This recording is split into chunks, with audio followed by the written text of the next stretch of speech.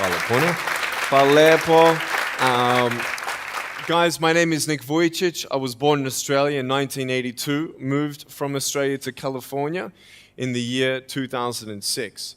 And my life story, I'm just thankful that people have seen my life on some sort of level, whether it's just YouTube videos or seeing pictures of a limbless guy's smile. People always ask me, what happened to you and how did you overcome what you've been through? The title of the message that I've been given is Transforming the Walls into Doors. When I speak corporately, the line that I like to use is changing obstacles into opportunities. Now, I'm very well aware to share with you as well, I know that there are 1 billion people going hungry today. I know that this year 1 million people will commit suicide. It's 1 every 40 seconds. I know today there are 120 million slaves, and I've met sex slaves, and I've seen the top of the pyramid as far as business and met the billionaires. I've met bankers, and I've also met orphans. We're all looking for something. We're all looking for hope. Hope you can't just have just because you were born with hope.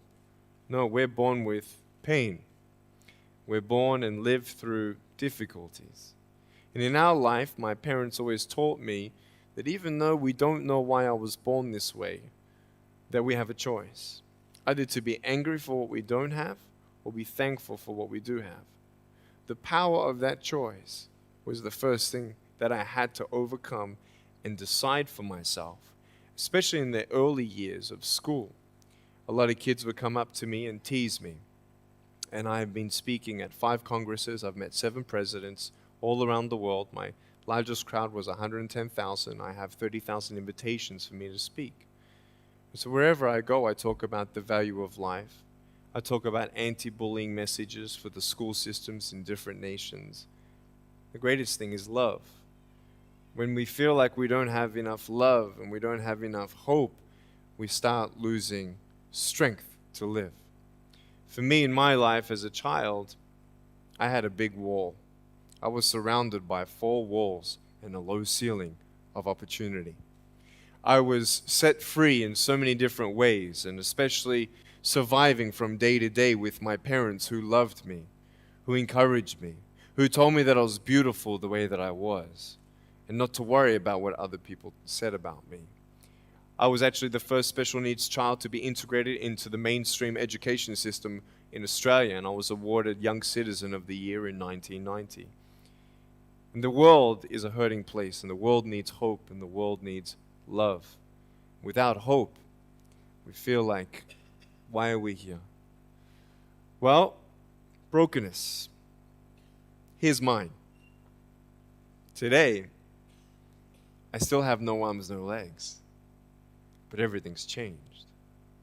Everything. For me, I was looking for hope and happiness, and I couldn't see it for many years. In fact, if this side of the table represents my hope, truth encourages me to become all that I can be. But then we have lies every day coming in our mind, people who discourage us. You know the people that you have in your life who, no matter how good of a day you're having, they'll bring you down. Or no matter how bad of a day you're having, they'll bring you even lower. You know what I'm talking about? Think of the 3 biggest discouragers in your life. They're not your biggest discouragers. You are.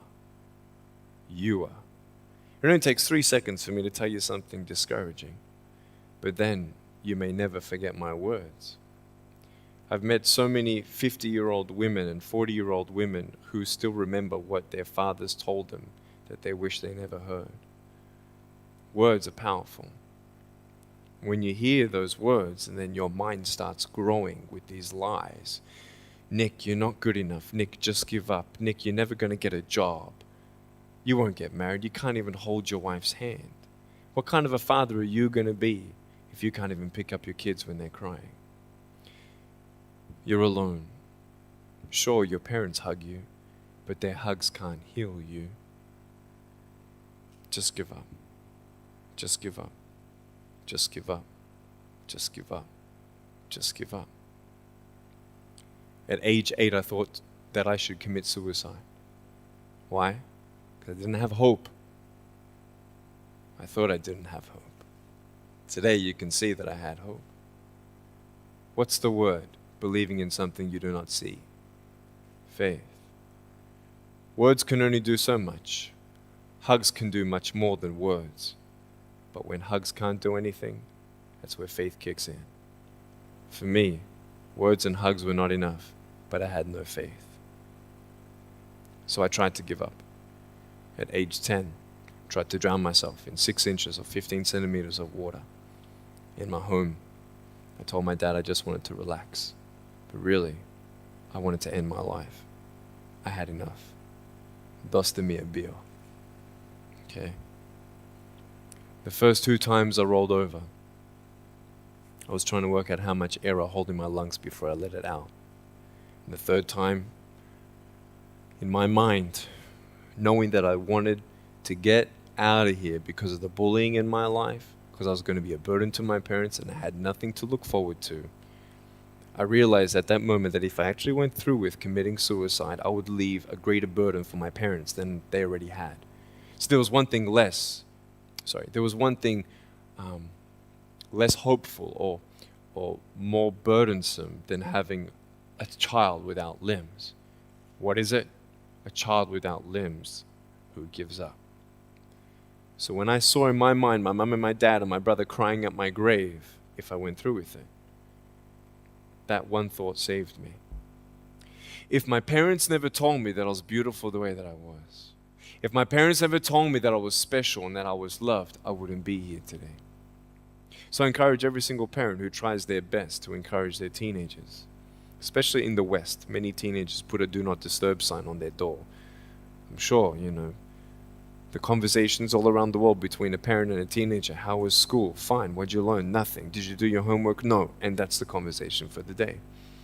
And when you try to tell your children that they're beautiful, so of course I'm beautiful. I'm your son. I'm your daughter. Of course you're going to say that. But they're right. Every single human being has value, and my value is not determined on how I look or what job I have or where I'm from, where I was born, how much money. All that stuff is nothing. So many teenagers, tease each other for how we look, and I tell the teenagers, do you think that I'm cool enough to be your friend? They're like, yeah, of course. I said, but I have no arms, no legs. And they said, doesn't matter. I said, really? So it doesn't matter that I have no arms, no legs? I said, no, it doesn't matter. I said, then actually, if it doesn't matter, then why do we kill each other with our words if it actually doesn't matter? Why do we look ourselves in the mirror and see ugly instead of valuable? I want to ask you today, what are you looking for? If I gave you $1 billion, would you be happy? If you gave me $1 billion, I'd be very happy. But then if my mum dies tonight, am I happy? No. With all the money in the world, I'll never be happy. Why? Because money is something that cannot heal the soul. So many teenagers are looking for love, which love does heal the soul. Love does complete the soul.